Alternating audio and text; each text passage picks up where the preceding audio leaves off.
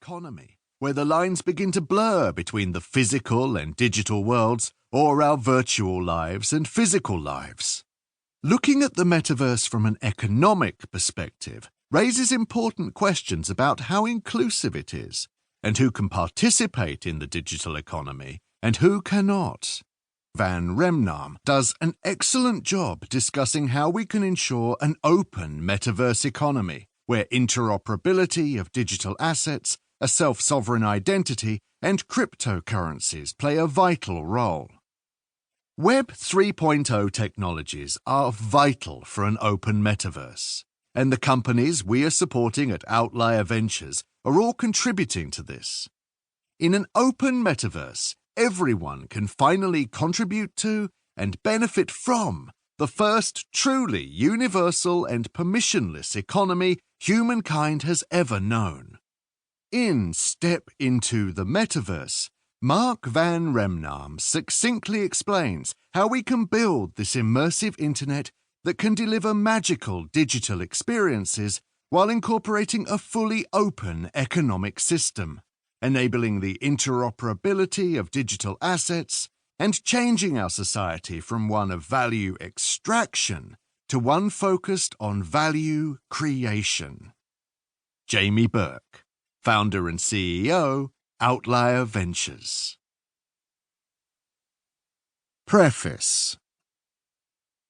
On October 28, 2021, the digital world stopped when Mark Zuckerberg announced that he was pivoting Facebook from a social network to the metaverse, the future of the internet.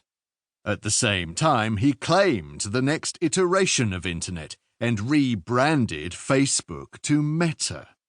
Although Zuckerberg said all the right things, we need an open, interoperable metaverse powered by the users, few believe him. In fact, there was a Forrester survey that showed 75% of the 700 respondents not trusting Zuckerberg with building the metaverse. Interoperability is a crucial aspect, and I will discuss it in depth. It basically means that you can take your data and digital assets from one platform to another, something that is not possible today. Research by WSJ showed that of the 1,058 US internet users interviewed, 72% do not trust Facebook much or at all. This matches my own simple survey on LinkedIn, where 78% of the 469 people indicated that they do not trust Zuckerberg with building the next iteration of the internet. Time will tell how successful he will be, but if users and content creators can choose between a world owned and controlled by one person or a world owned and controlled by those creating it, I think I know the answer. In the past months, I have gone down the rabbit hole of the metaverse.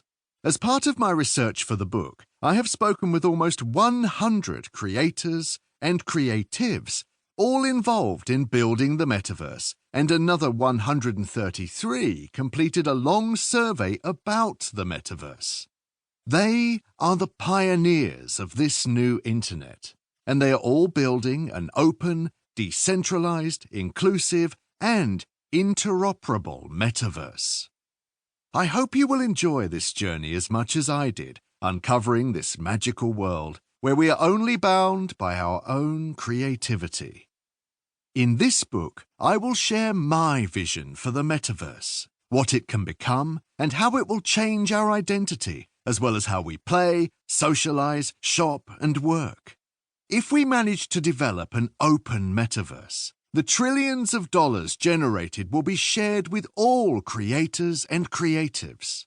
But beware, there are dangers lurking on the road ahead that we need to think carefully about to avoid making the same mistakes as we did when building Web 2.0 or the social internet. I realize that every chapter of this book can be an entire book by itself, as there is so much happening when it comes to the metaverse, and the world is constantly changing. However, I tried to keep it brief while covering as much as possible. I will start with offering a glimpse of what the future might look like.